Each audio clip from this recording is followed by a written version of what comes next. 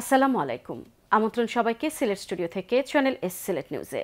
সঙ্গে আছি আমি রোহেনা সুলতানা। শুরুতেই জানিয়ে দিচ্ছি শিরোনাম।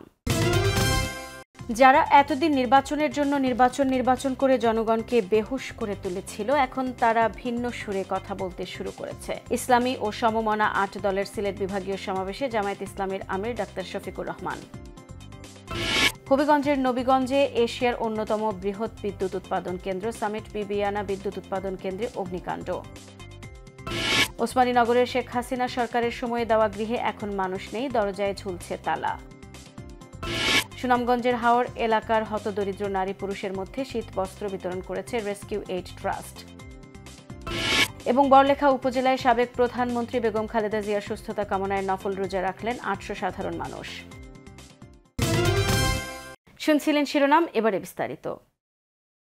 জামায়াত ইসলামের আমির ডাক্তার শফিকুর রহমান বলেছেন, যারা এতদিন নির্বাচনের জন্য নির্বাচন করে জনগণকে বেহুশ করে তুলেছিল, এখন তারা কেউ ভিন্ন সুরে কথা বলতে শুরু করেছেন। এই লক্ষণ ভালো নয়।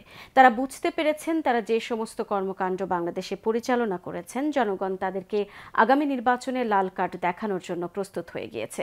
সিলেটের ঐতিহাসিক আলিয়া মাদ্রাসা ময়দানে ইসলামী ও সমমনা ৮ দলের সিলেট বিভাগীয় সমাবেশে প্রধান অতিথির বক্তব্যে তিনি এসব কথা বলেন। শামীম হোসেনের ক্যামেরায় বিস্তারিত দেখুন মইনুদ্দিন মঞ্জুর রিপোর্টে। জাতীয় নির্বাচনের পূর্বেই গণভোট আয়োজন এবং ৫ দফা দাবিতে জামায়াত সহ ৮ দলের সিলেট বিভাগীয় সমাবেশ শনিবার ঐতিহাসিক সিলেট সরকারি আলিয়া মাদ্রাসা মাঠে আয়োজন করা হয়।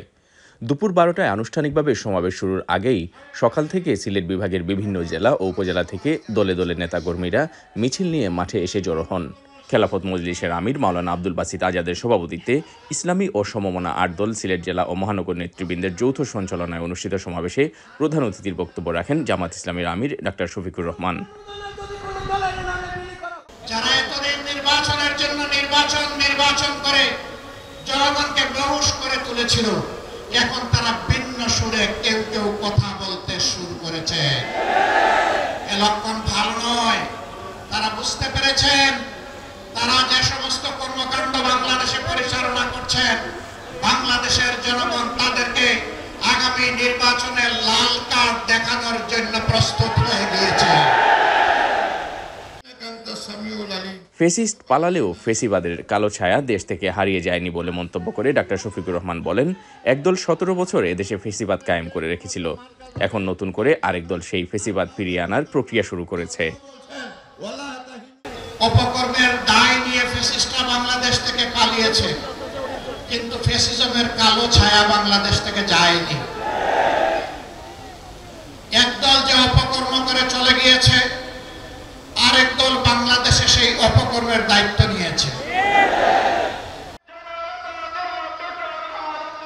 সমাবেশে বিশেষ অতিথির বক্তব্য রাখেন ইসলামী আন্দোলন বাংলাদেশের আমির চরমুনাইর পীর সৈয়দ মোহাম্মদ রেজাউল করিম, বাংলাদেশ খেলাফত মজলিসের আমির শায়েখ মাওলানা মামুনুল হক, খেলাফত মজলিসের কেন্দ্রীয় মহাসচিব ডক্টর আহমদ আব্দুল কাদের, জামাতের কেন্দ্রীয় সহকারী সেক্রেটারি জেনারেল মাওলানা এটিএম মাসুম, ইসলামী আন্দোলন বাংলাদেশের মহাসচিব অধ্যক্ষ প্রফেসর মাওলানা মোহাম্মদ ইউনুস, বাংলাদেশ খেলাফত মজলিসের সিনিয়র নায়েবে আমির মাওলানা রেজাউল করিম জালালি, বাংলাদেশ খেলাফত আন্দোলনের আমির মাওলানা হাবিবুল্লাহ মিয়াজি, নেজামে ইসলাম পার্টির সিনিয়র নায়েবে আমির মাওলানা আব্দুল মজিদ আতাহারি, বাংলাদেশ ডেভেলপমেন্ট পার্টি বিডিপিপির সভাপতি অ্যাডভোকেট এ.কে.এম. আনোয়ারুল হক, জামাতের কেন্দ্রীয় সহকারী সেক্রেটারি জেনারেল অ্যাডভোকেট এহসানুল মাহবুব জুবায়ের ও জাতীয় গণতান্ত্রিক ফ্রন্ট জাগপার সহ সভাপতি ও মুখপাত্র engineer Rashed Pradhan. Moinuddin Manju, channel S news, Sylhet. হবিগঞ্জের নবীগঞ্জে এশিয়ার অন্যতম বৃহৎ বিদ্যুৎ উৎপাদন কেন্দ্র সামিট বিবিয়ানা বিদ্যুৎ উৎপাদন কেন্দ্রে অগ্নিকাণ্ডের ঘটনা ঘটেছে। শনিবার বিকেলে হঠাৎ করেই এই অগ্নিকাণ্ডের সূত্রপাত হয়। বাংলাদেশ বিদ্যুৎ উন্নয়ন বোর্ডের নিয়ন্ত্রণাধীন কেন্দ্রের বিবিয়ানা ১ ইউনিটের জন্য বরাদ্দকৃত খালি জায়গা থেকে প্রথমে ধোঁয়া দেখা যায়। সেখানে বিদ্যুৎ উৎপাদনের কাজে ব্যবহৃত পরিত্যক্ত ফিল্টার, বিভিন্ন মালামাল ও শুকনো ঘাস থাকায় আগুন মুহূর্তের মধ্যেই ছড়িয়ে পড়ে। সংবাদ পেয়ে কেন্দ্রের নিজস্ব ফায়ার টিম এবং Nabiganj fire service and civil ডিফেন্সের লিডার হাবিব মিয়ার নেতৃত্বে আরেকটি দল ঘটনাস্থলে পৌঁছে যায়। দুই দলের প্রায় আধ ঘণ্টার প্রচেষ্টায় আগুন সম্পূর্ণ নিয়ন্ত্রণে আসে। ঘটনার সত্যতা নিশ্চিত করে পিডিবির সহকারী প্রধান প্রকৌশলী মাহমুদুল হাসান জানান, অগ্নিকাণ্ডে কোনো ধরনের ক্ষয়ক্ষতি হয়নি। প্রাথমিক ধারণা, কেউ সিগারেটের আগুন ফেলায় এটি ছড়াতে পারে। ফায়ার সার্ভিস ও বিদ্যুৎ কেন্দ্র কর্তৃপক্ষ জানিয়েছে, এই ঘটনায় বড় কোনো দুর্ঘটনা না ঘটায় সবাই স্বস্তি প্রকাশ করেছেন। শেখ হাসিনা সরকারের সময় ওসমানীনগর উপজেলা জুড়ে গৃহহীনদের ঘর নির্মাণ করে দেয়া হয়েছিল। এসব ঘরের বেশিরভাগই এখন খালি। মানুষ না থাকায় ঘরগুলোর দরজায় থাকে তালা ঝুলানো। অবহেলিতভাবে পড়ে থাকা ঘরগুলোর অবস্থাও বেশ নাজুক। এ নিয়ে বিস্তারিত দেখুন আমাদের ওসমানীনগর প্রতিনিধি আব্দুল হাদির রিপোর্টে। শেখ হাসিনা সরকারের তৃতীয় মেয়াদে সিলেটের উসমানীনগরে 533 ভূমিহীন ও গৃহহীন পরিবার ঘর পেয়েছিলেন। এর মধ্যে 215টি পরিবারকে একক গৃহ এবং 318টি পরিবারকে দেয়া হয়েছে বেড়াকে ঘর। নির্মাণের পর প্রতিটি ঘরে মানুষ থাকলেও এখন বেশিরভাগ ঘর রয়েছে খালি। এসব ঘরের দরজায় ঝুলছে তালা। চাল নাই, কারেন্ট নাই, লেফটিন নাই, পানি নাই, আমরা কত কষ্ট আর বুঝছি সবরও তো ওরও কষ্ট হয়ে আছি অসহায়। আমরা তো আইসি প্রায় 2 বছর হয়ে গেছে, বুঝলে কারেন্টও নাই, পানিও নাই। আমরা অসুবিধা আছে, ডেইনো অসুবিধা আমরা আছে, আর লেফটিন হল বিনাশ হয়ে গেছে। দয়া করি এখন আপনার আবার পাল্টাইয়া দিবা। আর বাড়ির সাথে আমরা পানি উঠি দেয় বাড়িতে মেন অতখান পানি হয়ে যায়। বর্ষা হইলে এলাকার মানুষ বার হইতে পারে না, কোনো মানুষও পানি হয়। আর তো মাটি সাটি ফেলাইছি, আমাদের পানি উঠি যায় করে মাটি উঠি আমরা ফেলাইছি যেন খুব কষ্ট থাকি আর কি। তার মাঝে দাঁড়াই উলাই দিতাম পারাম না, বন্ধুলও নাই, মানে খুব কষ্টের মধ্যে আমরা আছি। উপজেলার 8টি ইউনিয়নের সরকারি জায়গায় দুর্যোগ সহনীয় ঘরগুলো তৈরি করা হয়। প্রতিটি ঘরের ব্যয় ধরা হয়েছিল 1,71,000 টাকা, কিন্তু তৈরি ঘরগুলোর সাথে কাগজ কলমের হিসেবে রয়েছে বেশ অমিল। বেশিরভাগ ঘরের কাজ সঠিকভাবে না হওয়াতে ধসে পড়েছে। অনেকেই মেরামত করতে না পেরে ঘর ছেড়েছেন। এছাড়াও স্যানিটেশন সহ রয়েছে নানা সমস্যা। আশ্রয় প্রকল্পটা এই এলাকার দরিদ্র জনগোষ্ঠীর লেগে করা হয়েছিল। তথা 1 নং মোরপুর ইউনিয়নের যারা হতদরিদ্র, যাদের কোনো ঘর বাড়ি নাই, যাদের মাথার উঁচার ঠাঁই নাই, ওদের জন্য। কিন্তু আমাদের দুর্ভাগ্য, আমাদের দেশের রাজনীতি মুখ চাইয়া মানুষের ঘর দেওয়া হয়েছে, কিন্তু এখানে যারা হতদরিদ্র অথবা যাদের ঘর বাড়ি নাই লোকেলের, এই আমাদের বিভিন্ন গ্রামের, ওরা কিন্তু ঘর বাড়ি সঠিকভাবে পায় নাই। এখানে অনেক ঘর বাড়ি আছে যাদের ঘর আছে, কিন্তু ওরাই ঘর পেয়েছে। আর যারা অতি নিম্নমানের কাজ হয়েছে, যা আমার শোনা কথা যে 1,70,000 বা 72,000 টাকা প্রতিটা ঘরের ব্যয় হয়েছে, কিন্তু প্রতিটা ঘরে ইনকোয়ারি করলে পাবেন যে একটা ঘরেরই বিটা ঠিক নেই, ঘরে পানি ঢুকে যায়, জনকীর্ণ ঘর। অপরিকল্পিতভাবে গড় নির্মাণ দায়সারা কর্মকাণ্ড। অর্থের সঠিক ব্যবহার না করায় এসব গড় পেয়ে উপকৃত হওয়ার বদলে অনেকে পড়েছেন বিপাকে। যারাই গড় পেয়েছেন তাদের ব্যবহারের জন্য গড়গুলোর সংস্কারের প্রয়োজন বলেও মনে করেন তারা। আব্দুল হাদি, চ্যানেল এস নিউজ, উসমানীনগর। সিলেটের কলেজ পড়ুয়া ছাত্র মোহাম্মদ ফাহিমের হত্যাকারীদের অবিলম্বে গ্রেফতার করে তাদেরকে ফাঁসি দেওয়ার দাবি জানিয়েছেন বালুচর এলাকাবাসী। শনিবার বালুচর পয়েন্টে এক মানববন্ধন করে তারা এই দাবি জানান। এলাকাবাসীরা জানান, স্থানীয় একটি দুর্বৃত্ত চক্র দীর্ঘদিন থেকে বালুচর এলাকায় সন্ত্রাসী ও মাদকের কারবার করে আসছিল। তাদের বিরুদ্ধে অভিযান শুরু করেছিলেন এলাকাবাসী। মাদক বিরোধী এই অভিযানে যোগ দিয়েছিল কলেজ ছাত্র মোহাম্মদ ফাহিম। অপরাধীদের বিরুদ্ধে রুখে দাঁড়ানোর কারণেই মাইল্লা গং তাকে কুপিয়ে হত্যা করে। উল্লেখ্য, গত 10 নভেম্বর দুর্বৃত্তদের হামলায় আহত হয়ে 12 নভেম্বর হাসপাতালে চিকিৎসাধীন অবস্থায় মৃত্যুবরণ করে মোহাম্মদ ফাহিম। সে সরকার মডেল কলেজ থেকে এইচএসসি পাশ করে এমসি কলেজে ভর্তির জন্য অপেক্ষা করছিল। এই ব্যাপারে ফাহিমের বাবা শাহপরান থানায় একটি মামলা দায়ের করলেও এখনো প্রধান আসামিরা গ্রেফতার হয়নি। সিলেট নিউজে নিয়ে নিচ্ছি ছোট্ট একটা বিরতি। আমাদের সঙ্গেই থাকুন, ফিরে এসে অন্যান্য খবরের সাথে আরও যা থাকছে। সুনামগঞ্জের হাওর এলাকার হতদরিদ্র নারী পুরুষের মধ্যে শীত বস্ত্র বিতরণ করেছে রেস্কিউ এইড ট্রাস্ট। এবং বড়লেখা উপজেলায় সাবেক প্রধানমন্ত্রী বেগম খালেদা জিয়ার সুস্থতা কামনায় নফল রোজা রাখলেন 800 সাধারণ মানুষ।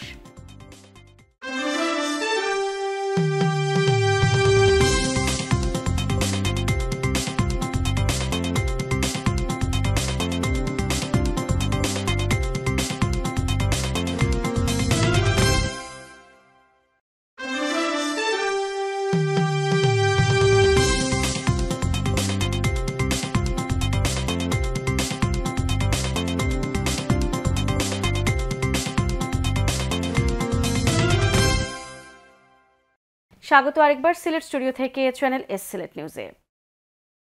হাওড় এলাকার মানুষের সংকটে অতীতের মতো সবসময় পাশে থাকবে রেস্কিউ এইড ট্রাস্ট এবং প্রবাসীরা। সুনামগঞ্জের হাওড় এলাকার হতদরিদ্র নারী পুরুষকে শীত বস্ত্র বিতরণকালে স্থানীয় সুধীজনেরা এই প্রত্যাশা ব্যক্ত করেন। সুনামগঞ্জ প্রতিনিধি খলিল রহমানের তথ্য ও চিত্রে বিস্তারিত দেখুন ডেস্ক রিপোর্টে। সুনামগঞ্জের হাওড় এলাকায় এবার শীত একটু আগেই পড়েছে। এ অবস্থায় হাওড় এলাকার হতদরিদ্র 100 নারী পুরুষকে শীতবস্ত্র দিয়েছে রেস্কিউ এইড ট্রাস্ট ইউকে। ট্রাস্টের উদ্যোগে এসব দরিদ্র মানুষদের শীতবস্ত্র হিসেবে উন্নত মানের নতুন কম্বল দেয়া হয়। রেস্কিউ এইড ট্রাস্ট গত বছরও সুনামগঞ্জের হাওড় এলাকায় শীতবস্ত্র বিতরণ করেছিল। সুনামগঞ্জ সদর উপজেলার খরচার হাওড় পাড়ের উমেদশ্রী ও অমৃতশ্রী গ্রামের মানুষদের মধ্যে শীতবস্ত্র দেয়া হয়। শীতবস্ত্র বিতরণে সহযোগিতা করেন সুনামগঞ্জ স্বেচ্ছাসেবী সামাজিক সংগঠন হাওড় ও নদীরক্ষা আন্দোলনের তরুণ কর্মীরা। নতুন কম্বল পেয়ে রেস্কিউ এইড ট্রাস্ট এবং প্রবাসীদের প্রতি কৃতজ্ঞতা জানান গ্রামের নারী পুরুষেরা। আপনারা যে সাহায্য করছেন শীতের বেলা ঠান্ডা কমলে পাইছে বাচ্চা কাচ্চা লইয়া শান্তি ঘুমাইমু, আপনারা জন্য দোয়া করবো। আমরা আনতে পারতেছি না, তারা শীতের মধ্যে আমরা দিতেছি না, আমরা বাচ্চা কাচ্চা লইয়া থাকবো, আমরা শান্তি পাইমু। কম্বল পাওয়াতে আমরা খুব উপকার হয়েছে, আমরা পরিবার লইয়া আমরা থাকতে পারি। একটা কম্বল পাইছি শীতের সময়, আমরা পরিবার লই ভালো হয়েছে, তারা লাগে দোয়া দিরস করি। স্থানীয় বাসিন্দাদের প্রত্যাশা, সুনামগঞ্জের হাওড় এলাকার মানুষের সংকটে অতীতের মতো সবসময় পাশে থাকবে রেস্কিউ এইড ট্রাস্ট এবং প্রবাসীরা। রেস্কিউ এইড ট্রাস্টকে ধন্যবাদ জানাচ্ছি সুনামগঞ্জের পক্ষ থেকে।